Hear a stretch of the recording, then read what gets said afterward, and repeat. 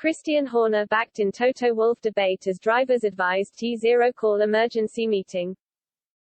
Former Formula One star Karen Chandhok agrees with Christian Horner that changing regulations to tackle porpoising mid-season would be unfair. Mercedes team boss Toto Wolff has pushed the FIA to introduce changes that would improve driver safety with high-speed bouncing threatening drivers' long-term health. Horner and Wolff are locked into a back-and-forth over porpoising, with the Mercedes boss claiming that driver safety should be paramount and his Red Bull counterpart insisting that teams should take responsibility for building cars that miss the mark. Mercedes have had it worse than most on the grid, while Red Bull have built what has proven to be the fastest car so far in 2022. On Baku's bumpy street circuit earlier in June, Lewis Hamilton had to grit his teeth just to see the finish line after what he described as one of the toughest races in his career.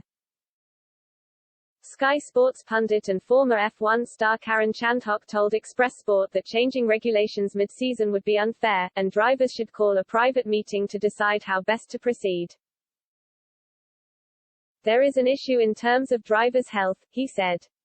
Not just the Mercedes drivers, but Ferrari drivers are bouncing and others on the grid are complaining. It's a classic case of F1 politics. Red Bull must be applauded for the job they've done with their car. They've done an outstanding job. It's the fastest car on the grid, it doesn't suffer with the bouncing and they've done a great job. Christian obviously doesn't want to give that advantage away. I think it'd be wrong for the FIA to make any changes during the season, that'd be unfair to the people who have done a good job. Equally, I've seen some of the data about what's going through the driver's spine, and it's not good for their long-term health. I think what the drivers should collectively do is get themselves together, and they won't do this publicly, and come up with a consolidated view on whether they want something to be done about the bouncing.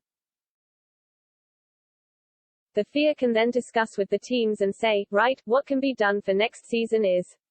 Then, they should make a decision early. Don't make a decision at the end of the year, it needs to be made now.